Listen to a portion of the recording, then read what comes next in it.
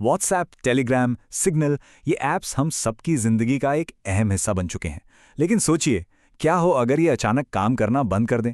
भारत सरकार एक ऐसा नया नियम लेकर आई है जो इन बड़ी बड़ी कंपनियों को बहुत बड़े बदलाव करने पर मजबूर कर रहा है।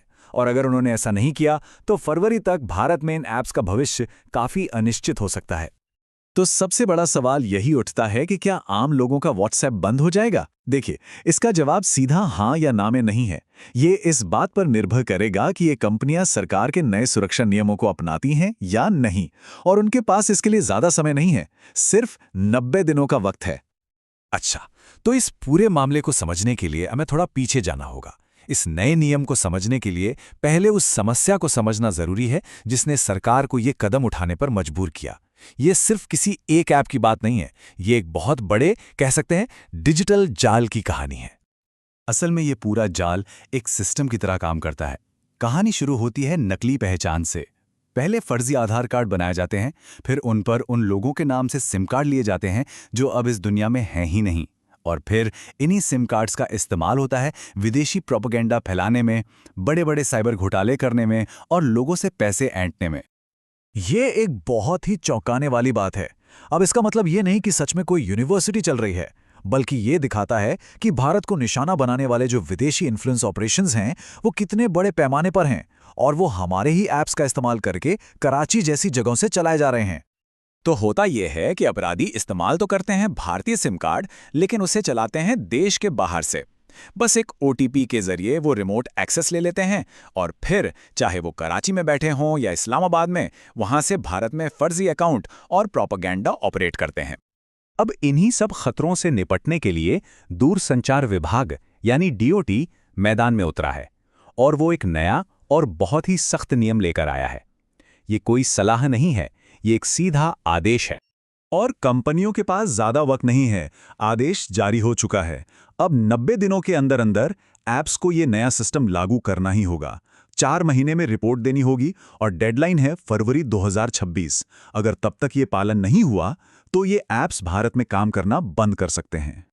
ये एक बहुत बड़ा कानूनी बदलाव है। देखिए, पहले डीओटी सिर्फ टेलीकॉम कंपनियों जैसे एयरटेल या जियो को ही कंट्रोल करता था, लेकिन अब व्हाट्सएप और टेलीग्राम जैसे ऐप्स जो पहचान के लिए मोबाइल नंबर का इस्तेमाल करते हैं, उन्हें एक नई कैटेगरी में डाल दिया गया है, TIUES। आसान भाषा में कहें तो अब डीओटी सीधे इन ऐप्स पर भी अपने नियम लागू कर सकता है। तो सवाल यह है कि सरकार इस प्रॉब्लम को सॉल्व कैसे करेगी? इसका जवाब एक टेक्नोलॉजी में छिपा है जिसका नाम है सिम बाइंडिंग। अब ये नाम सुनने में थोड़ा टेक्निकल लग सकता है, लेकिन इसका काम करने का तरीका बहुत ही सिंपल है। बिल्कुल सीधी सी बात है। जिस ऐप का अकाउंट है वो उसी फोन में चलना चाहिए जिसमें उसका रजिस्टर्ड सिम कार्ड लगा हुआ है। सिम बाहर निकाला तो सर्विस बंद, बस इतना ही। पहले क्या होता था? बस एक बार ओटीपी डाला और अकाउंट हमेशा के लिए चालू। इसी का फायदा अपराधी उठाते थे। लेकिन अब ऐसा नहीं होगा। अब ऐप सिर्फ एक बार नहीं बल्कि लगातार 24 घंटे सिम कार्ड की मौजूदगी को वेरीफाई करता रहेगा, उसके यूनिक IMSI नंबर के जरिए। तो ये प्रोसेस काम कैसे करेगा? पहला स्टेप, ऐप अकाउंट सिम से डिजिटली जुड़ जाएगा, मानो ताला लग गया हो। दूसरा स्टेप, ऐप लगातार चेक करेगा कि वो सिम फोन के अंदर है भी या नहीं। और तीसरा, जैसे ही सिम निकाला गया या बदला गया या उसे ब्लॉक कर दिया गया, ऐप तुरंत काम करना बंद कर देगा। चलिए, अब सबसे जरूरी बात पर आते हैं। हम और आप जैसे आम लोगों के लिए रोज की जिंदगी में क्या बदलने वाला है, क्योंकि इसका सीधा असर हम सब पर पड़ने वाला है। ये लिस्ट तो बस एक शुरुआत है। व्हाट्सएप, टेलीग्राम, सिग्नल, ये बड़े नाम तो हैं ही, लेकिन धीरे धीरे ये नियम हर उस ऐप पर लागू हो सकता है जो वेरिफिकेशन के लिए मोबाइल नंबर मांगता है, चाहे वो कोई शॉपिंग ऐप हो या कोई और डिजिटल सर्विस। और ये शायद सबसे बड़ा बदलाव है, खासकर उन लोगों के लिए जो कंप्यूटर पर काम करते हैं। व्हाट्सएप वेब या टेलीग्राम वेब अब हर 6 घंटे में अपने आप लॉग आउट हो जाएगा। जी हां, इसका मतलब है कि हर 6 घंटे में बार बार QR कोड स्कैन करके दोबारा लॉगिन करना पड़ेगा। एक और आदत है जो अब बदल जाएगी। कई लोग ऐसा करते हैं कि एक पुराना या सस्ता फोन सिर्फ व्हाट्सएप चलाने के लिए रखते हैं ताकि मेन फोन पर डिस्टर्बेंस ना हो। अब ये मुमकिन नहीं होगा।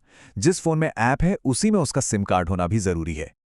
तो आखिर में ये पूरा मामला एक ही सवाल पर आकर टिक जाता है, हम अपनी सुरक्षा के लिए कितनी सुविधा कुर्बान करने को तैयार हैं? यही इस पूरे नियम का, कह सकते हैं, सार है। इसे एक तराजू की तरह देखिए। एक पलड़े पर है साइबर फ्रॉड से सुरक्षा, जो काफी हद तक बढ़ जाएगी, लेकिन दूसरे पलड़े पर है हमारी सुविधा, जिसमें थोड़ी कमी आएगी। बार बार लॉगिन करना, एक ही फोन इस्तेमाल करने की मजबूरी, यही वो कीमत है जो चुकानी होगी। और ये समझना भी जरूरी है कि ये सिर्फ एक अकेला नियम नहीं है, ये एक बहुत बड़ी तस्वीर का एक छोटा सा हिस्सा है। सरकार की कोशिश पूरे डिजिटल सिस्टम को साफ करने की है। इसकी शुरुआत आधार और पैन कार्ड से हुई थी, फिर सिम कार्ड, और अब इसकी आंच ऐप्स तक पहुंच गई है। तो ये पूरी बातचीत हमें एक आखिरी सवाल पर लाकर छोड़ देती है। डिजिटल सुरक्षा के लिए हम क्या कीमत चुकाने को तैयार हैं? क्या बढ़ी हुई सुरक्षा उस असुविधा से ज्यादा जरूरी है जो इसके साथ आएगी? इस डिजिटल दुनिया में सुरक्षा और आजादी के बीच का सही संतुलन क्या होना चाहिए? ये सोचने वाली बात है।